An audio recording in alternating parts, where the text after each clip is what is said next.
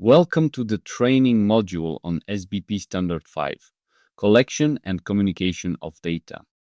This module covers both version 2.0, which has been in effect since August 2023, and version 2.1, which was published on the 29th of April 2026 and takes effect on the 29th of July 2026. Where the two versions differ, we will flag the change explicitly. This module builds on the earlier sessions in the series. We assume you have already completed the modules on standards 1 through 4, as the requirements we cover here rely on that foundation. Let's get started. In this session, we will give you a detailed overview of Standard 5, its purpose, its scope, and the tools it introduces. By the end of the module, you will understand four things. First, why data collection and communication sits at the heart of the SBP scheme. Second, what data each supply chain actor, the biomass producer, the trader, and the end user is responsible for.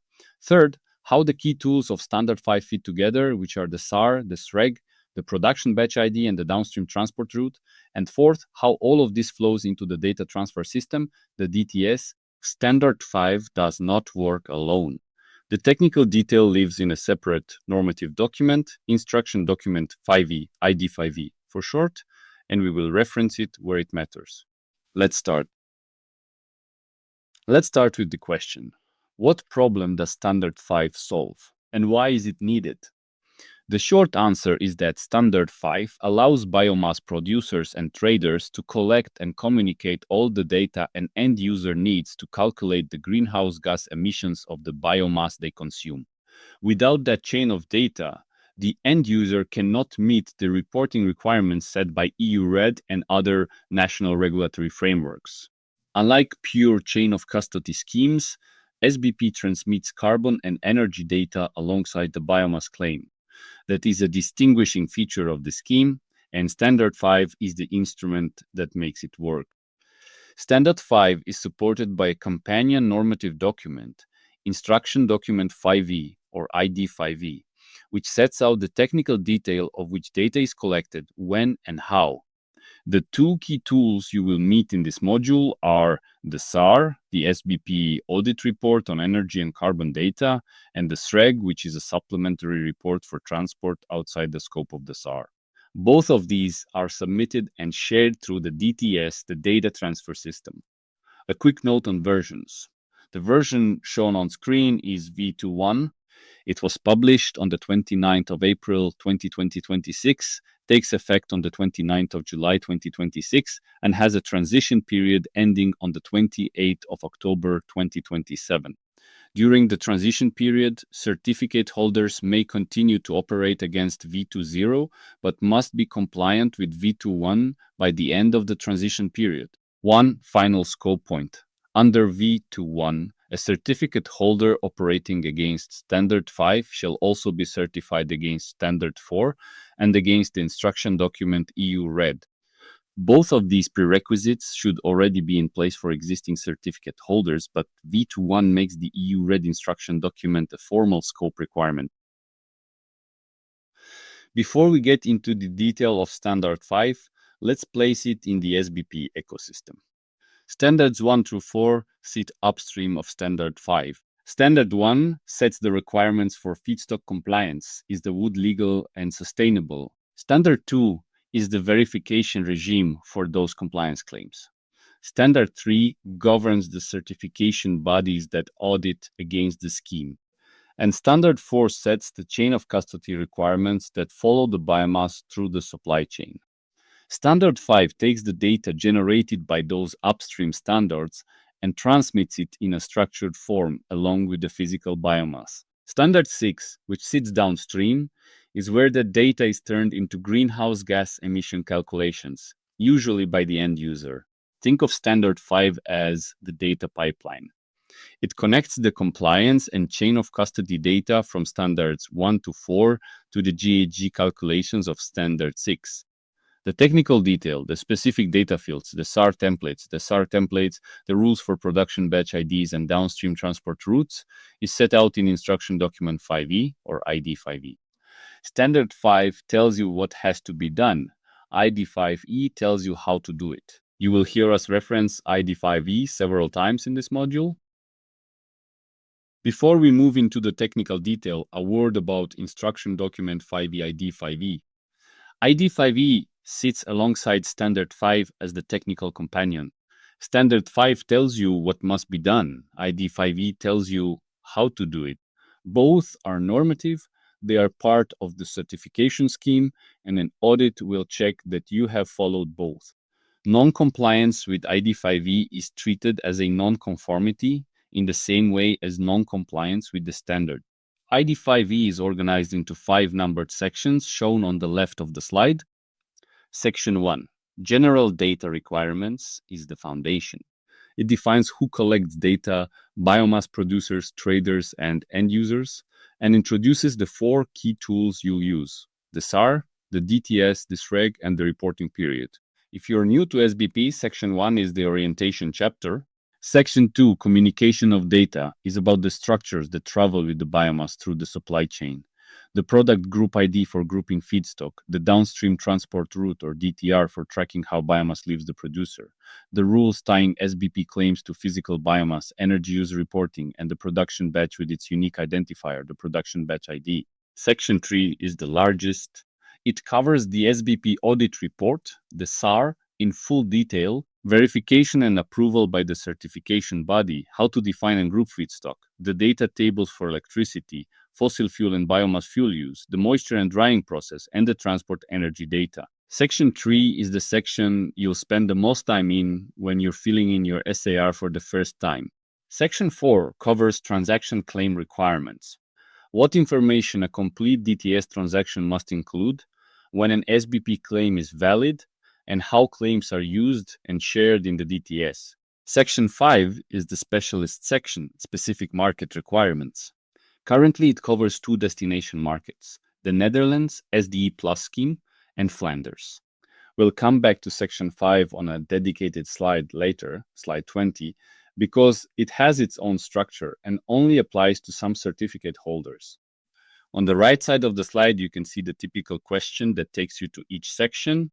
Section 1, who records what, and how do SAR, DTS, and SREG fit together for me? Section 2, how do I build my product groups and DTRs, and how is the production batch ID structured? Section 3, what data do I need for each part of the SAR? Section 4, what makes a DTS transaction valid? And Section 5, does my biomass go to the Netherlands or Flanders? And if so, what additional rules apply? You don't need to memorize ID5E. You need to know it has these 5 sections, what each one covers, and which question takes you where. Keep this map in mind as we work through the rest of the module. Every time we say refer to ID5E, we'll point to the relevant section. So now we know that Standard 5 and ID5E allow biomass producers and traders to collect and communicate the data and end user needs for GHG calculations. In the rest of this module, we will cover 6 key concepts. First, the production batch ID, the identifier that carries all of this data through the DTS. Second, the downstream transport route, which describes how biomass moves after it leaves the producer. Third, the SAR report, which is the primary instrument for carbon and energy data. Fourth, when you need to use a SREG, a supplementary report for transport that falls outside the SAR. Fifth, how the data is transmitted between certificate holders through the DTS. And sixth, new in v2.1, the rules on transaction timing and on recording biomass that is sold without an SBP claim. Let me start with who collects what, because that sets up everything else. Before we look at any of these concepts in detail, let me set up the example we'll come back to throughout the rest of the module. Imagine a pellet mill in the southeast of the United States, on the left of the slide. The mill produces wood pellets and ships them through 2 US ports, Port A and Port B, labeled in the middle of the slide. From those US ports, the pellets are loaded onto bulk carriers and shipped across the Atlantic to 2 European destination ports, Port C and Port D, and from there to a European energy station on the right of the slide. 3 actors in this chain: The biomass producer is the pellet mill itself. They produce the biomass and are responsible for everything up to the point of handover. That handover happens at the US ports. The trader takes legal ownership at the US ports and organizes the sea transport across the Atlantic. The end user is the European Energy Station. They receive the pellets and burn them for energy generation. Keep this picture in mind. Every concept we cover from here on, the production batch ID, the SAR, the downstream transport route, when you need a SREG, the new transaction timing rules, will land somewhere on this map. We'll come back to it on slides 12, 16, and elsewhere with progressively more detail. Now let's look at who collects what data. Before we get into the specific tools, let's be clear about who is responsible for what. There are three kinds of actor in the supply chain that Standard 5 applies to: the biomass producer, the trader, and the end user. The biomass producer, BP for short, has the longest list of responsibilities. The BP collects and communicates everything from feedstock through to the handover of the biomass to the next legal owner. That means feedstock legality and sustainability data, which comes from Standard 2, the biomass claim, which is set under Standard 4, and all the biomass production data, feedstock cultivation and harvest, feedstock transport, the physical characteristics of the feedstock, such as its form and moisture content, the biomass production process itself, and the outbound biomass transport. The trader has a narrow remit. A trader collects and communicates the biomass claim from Standard 4, plus their own trade data, how they handle and store the biomass, and any further transport they add to the chain. The end user sits at the end of the chain. The end user receives everything that the BP and trader have communicated upstream and adds their own data about how the biomass is handled and used, typically burning it for energy generation. The end user is usually the actor who performs the standard 6 GHG calculation. The key point: each of these actors is only responsible for their own segment of the chain. The data is collected locally and communicated along the chain through the DTS. That is what we are going to look at next. The production batch ID, PBID for short, is the mechanism that attaches all the relevant data to a sales transaction in the DTS. Let's walk through its structure. You can see on screen that a PBID has the form SBP-XX-YY-ZZ-AA-BB. Each pair of characters carries specific information. SBP XXYY together is the BP's certificate number. XX identifies the certification body that issued the certificate. YY identifies the certificate holder, the BP itself. ZZ is the reporting period. This is the link between this particular transaction and a specific SAR report. Each SAR covers a defined 12-month period, and ZZ tells you which one. AA is the product group ID, which identifies the feedstock category. You will remember from the Standard 4 module that a single BP can have multiple product groups, for example, pine residues and hardwood roundwood, each with their own mass balance. AA tells the downstream actor which product group this batch belongs to. BB is the downstream transport route ID. It tells the downstream actor which physical route the biomass took after leaving the BP's facility. We'll cover DTRs in detail in a moment. So imagine an end user, an energy station, buying 1,000 tons of pellets with an SBP compliant claim. The transaction arrives in the DTS, and the PBID on that transaction tells the end user which BP produced the biomass, which reporting period the SAR data comes from, which product group it belongs to, and which transport route it followed. With the PBID, the end user can access all of that data and run the GHG calculation. Four things always appear on a DTS transaction, shown in the bar at the bottom of the slide: the SBP claim itself, the production batch ID, the tonnage in metric tons, and the product type. The PBID is what unlocks the detailed data behind the transaction. Next, we'll look at the SAR, because ZZ, the reporting period, links to it. Now let's look at the SAR itself, the SBP audit report on energy and carbon data. This is the primary data instrument of Standard 5. Each biomass producer shall record their energy and carbon data in one of the SR templates. At any time, a BP with an active certificate must have a valid SAR in the DTS. Without a valid SAR, the DTS blocks them from sharing new transactions. 3 timing rules govern the SAR. First, each SAR covers a 12-month reporting period. The BP chooses the period that suits them, a fiscal year, a calendar year, or any other 12-month window, as long as it is continuous. Second, the start date of that reporting period shall not be more than 18 months before the audit closing meeting date shown in the SAR. Third, the SAR expires 15 months after the audit closing meeting. These 3 numbers, 12, 18, 15, are the ones to remember. The SAR itself is structured into 7 sections. Section 1, Generalities, covers the BP's organization and certification details. Section 2 is feedstock data. Section 3 covers the biomass production process itself. Electricity use, fossil fuel use, biomass fuel use, moisture content, and drying.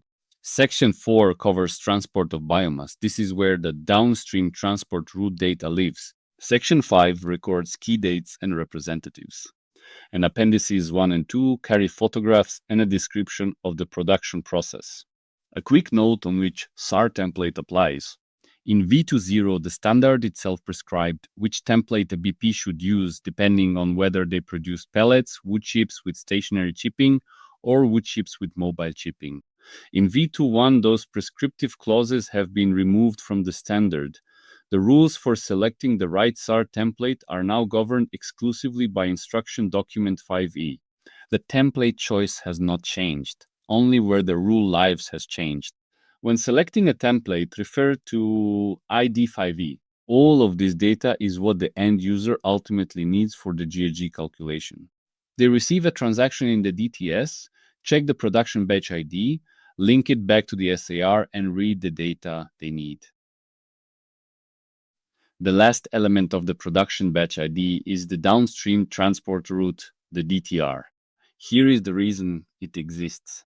A single biomass producer typically supplies biomass from more than one physical location. For example, X works from the mill, or from a port, or from a quayside with loading, and uses different transport modes to reach those points. Each of those routes has a different energy and carbon footprint. If we were to aggregate everything under a single average, the data sent to the end user would be wrong. So SBP uses the Downstream Transport Route, DTR, to keep the data separated route by route. Each DTR has its own ID, which is the last 2 digits of the production batch ID, the BB segment. A downstream transport route starts at the point where the biomass leaves the BP's production facility and ends at the physical point where legal ownership transfers to the next legal owner, typically a port, a quayside, or for a direct delivery, the end user's gate. There can be more than one DTR for a single production facility, and usually there is. Every BP must have at least one DTR.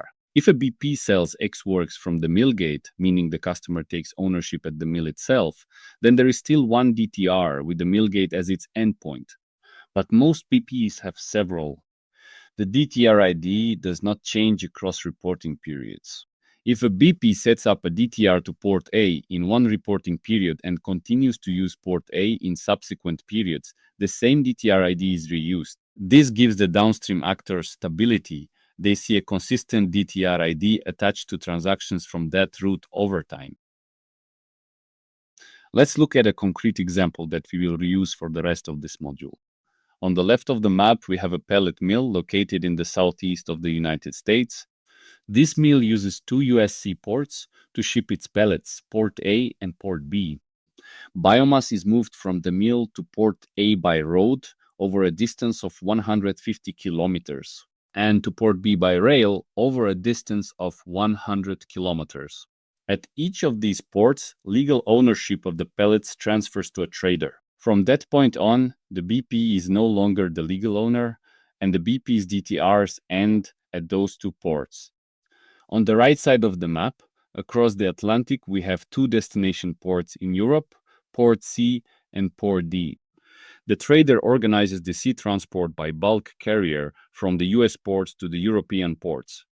The trader may also cover the final inland leg to the end user's energy station. We will come back to the trader's part of the chain later when we look at this SREG. For now, let's focus on the BP's DTRs, the routes that leave the mill gate and end at the US ports. So for our example pellet mill, the BP needs to register 3 downstream transport routes in the SAR. The first DTR is the mill gate itself. This covers any customer who takes legal ownership at the factory gate, for example, for local deliveries. The second DTR is the route to port A by truck over 150 kilometers of road. The third DTR is the route to port B by rail over 100 kilometers.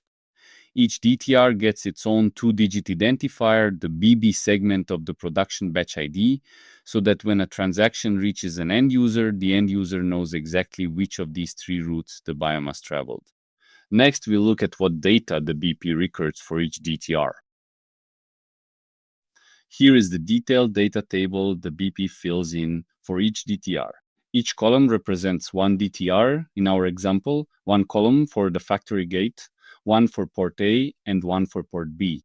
For each DTR, the BP records the starting point of the transport, the distance in kilometers, the destination, the mode of transport, road, rail, or inland waterway, the fuel used to power that transport, the transport capacity in tons, and where known, the actual fuel consumption in liters and whether backhaul applies. For more complex routes, a DTR can have more than one transport leg. The table allows up to 3 transport legs per DTR. For example, a route that first goes by truck to a rail terminal, then by rail to a port, is captured as 2 legs under a single DTR. The scope endpoint at the bottom of the table is where the DTR stops, the point where legal ownership transfers to the next actor, or where the scope of the BP certificate ends. This is the level of detail that the end user needs to calculate the greenhouse gas emissions associated with the transport leg. Every DTR tells a complete transport story from the mill gate to the transfer point. Now, what happens when biomass is transported along a route that is not covered by a DTR in the BP SAR? That is where the SREG comes in. SREG stands for SBP Report on Energy and Carbon for Inland and Sea Transport. It is a supplementary report that captures transport data for routes outside the DTR scope defined in the SAR. The rule is simple. All transport that contributes to the energy and carbon balance of the biomass must be captured somewhere, either in the SAR, via DTR, or in a SREG. Nothing should fall through the gap. Let's apply it to 2 scenarios. On the left, a trader receives pellets at the US port, the last DTR endpoint set by the BP, and then organizes sea transport across the Atlantic to Europe. The sea transport is outside the DTR scope defined in the BP SAR, so the trader shall complete a SARG to capture that sea transport data. On the right, an end user's power plant is itself the last DTR endpoint, meaning the BP has delivered biomass directly to the end user's facility as part of their certified routes. All transport is already captured inside the DTR scope of the SAR, so no SREG is needed. The SREG exists to close any gap in the transport data chain. If there is transport that is not in the SAR, there must be a SREG. If everything is already in the SAR, there is no SREG. Let's go back to our pellet mill example to see this in practice. The routes in blue are the BP's downstream transport routes from the mill to port A by truck, from the mill to port B by rail. These are captured in the SAR as DTRs. No SREG is needed for them. The route in red is the sea leg from the US ports to the EU ports by bulk carrier. This sits outside the BP's DTR scope. If the trader is the one organizing that sea transport, the trader needs to complete a SREG for it. A natural question: could the BP have covered the whole route from the mill gate all the way to the energy station in Europe? In principle, yes, if the BP organizes and takes responsibility for the transport all the way to the end user, the BP could describe that as a single long DTR in the SAR. In practice, this is rare because legal ownership of the biomass usually transfers at the US port, which is where the BP certified responsibility ends. Once ownership has transferred, the route moves out of the BP scope and into the traders, hence the SREG. This slide covers new material in version 2.1. 3 short clauses have been added to Standard 5, Section 3.2, and they sharpen how transactions are managed in the DTS.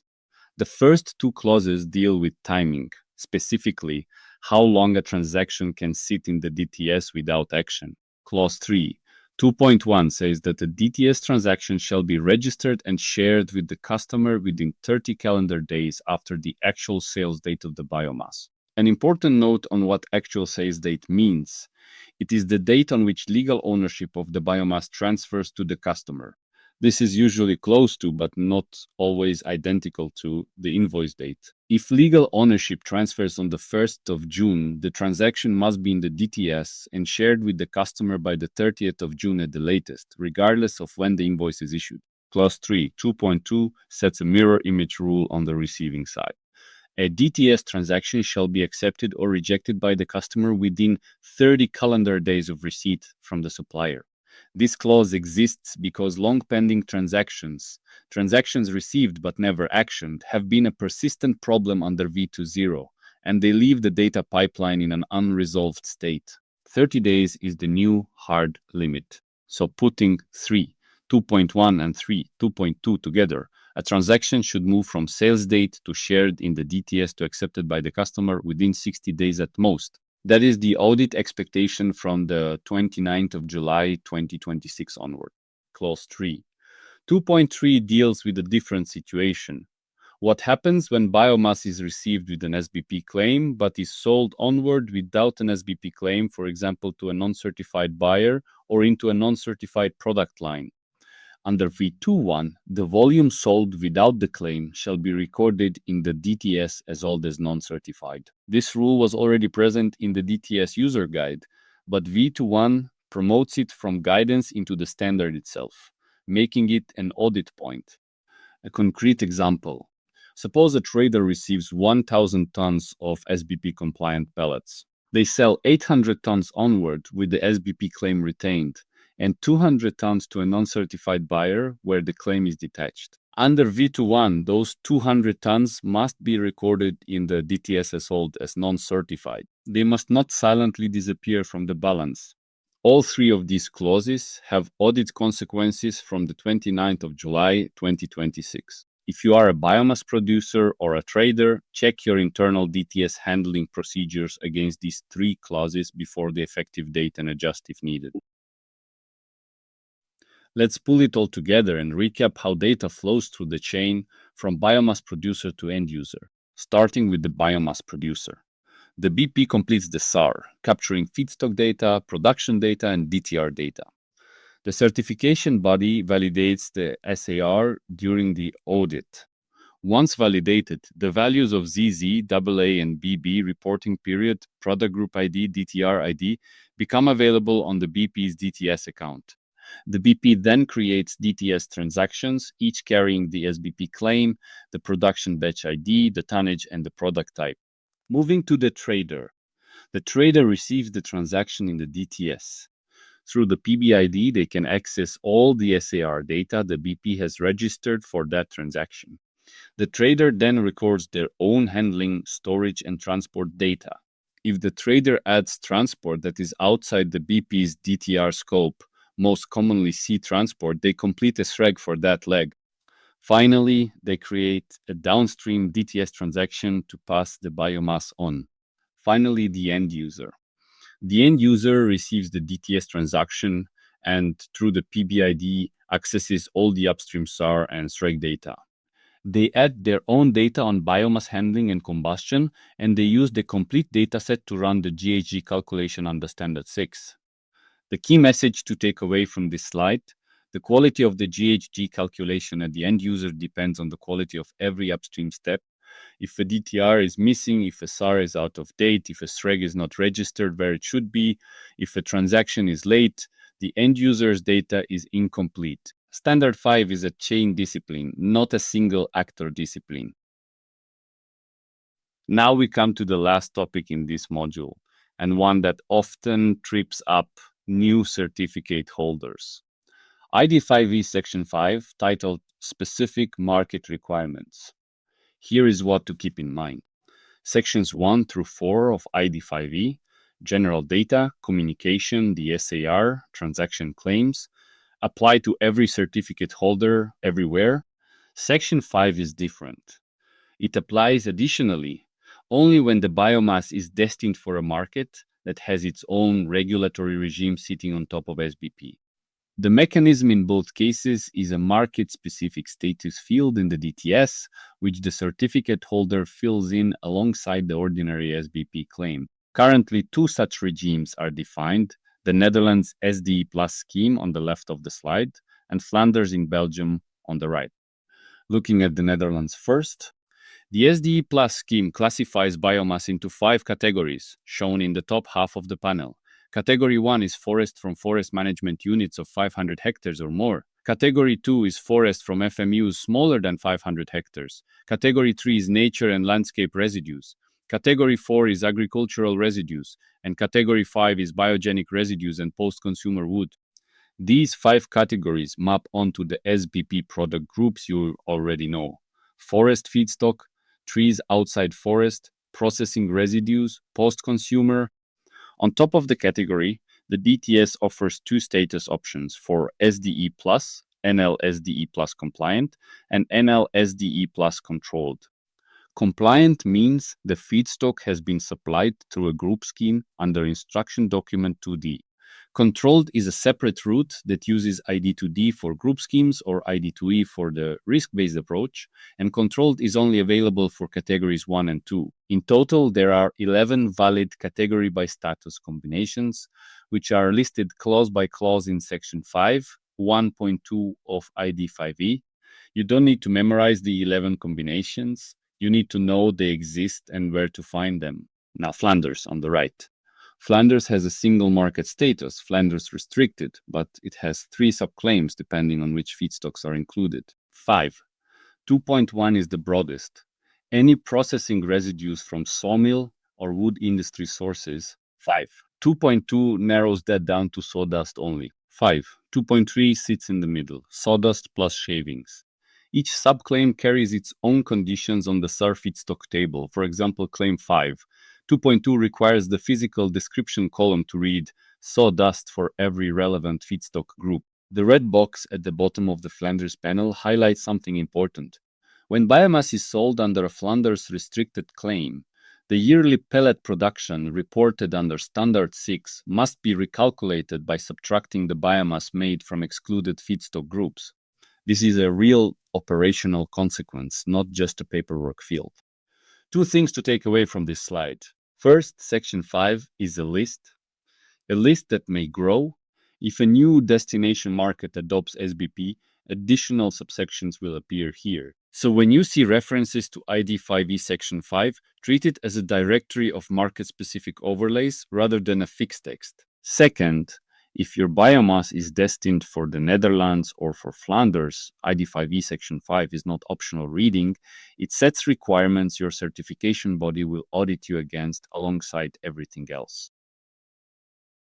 Let's summarize what we have covered. First, Standard 5 is the instrument that carries accurate energy and carbon data through the entire biomass supply chain. Without Standard 5, the end user cannot complete a GHG calculation that is auditable. Second, each actor in the chain, biomass producer, trader, and end user, has a defined set of data collection responsibilities.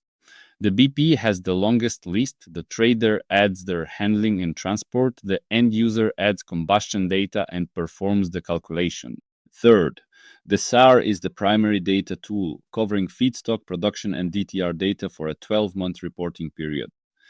The SREG is the supplementary instrument that captures any transport outside the DTR scope, most commonly sea transport organized by a trader. Fourth, the production batch ID, SBP-XYYZZWABB, is the traceability key that links every DTS transaction back to the SAR, to the specific product group, and to the specific downstream transport route. And fifth, version 2.1 introduces three new operational clauses: the 230-day windows on transaction sharing and acceptance, and the sold as non-certified rule for biomass that loses its SBP claim downstream. These take effect on the 29th of July 2026. On the next slides, we summarize specifically what has changed from v2.0 to v2.1 and what certificate holders should do during the transition period. Let's take a moment to consolidate what has specifically changed between version 2.0 and version 2.1. Four groups of change. First, the scope. Under 5.2.1, an organization operating under Standard 5 shall also be certified against the instruction document EU RED in addition to Standard 4. This formalizes an alignment that was already in place operationally for most certificate holders. Second, two prescriptive clauses from v2.0, clauses 2, 3.1 and 2, 3.2, which set out which SAR template to use depending on whether you produce pellets or wood chips, have been removed from the standard. They have not disappeared. They now live in instruction document 5E. The same rules still apply, only the reference source has changed. This is a deliberate simplification to avoid duplicating the same requirements in two normative documents. Third, three new clauses have been added in section 3.2. Clause 3.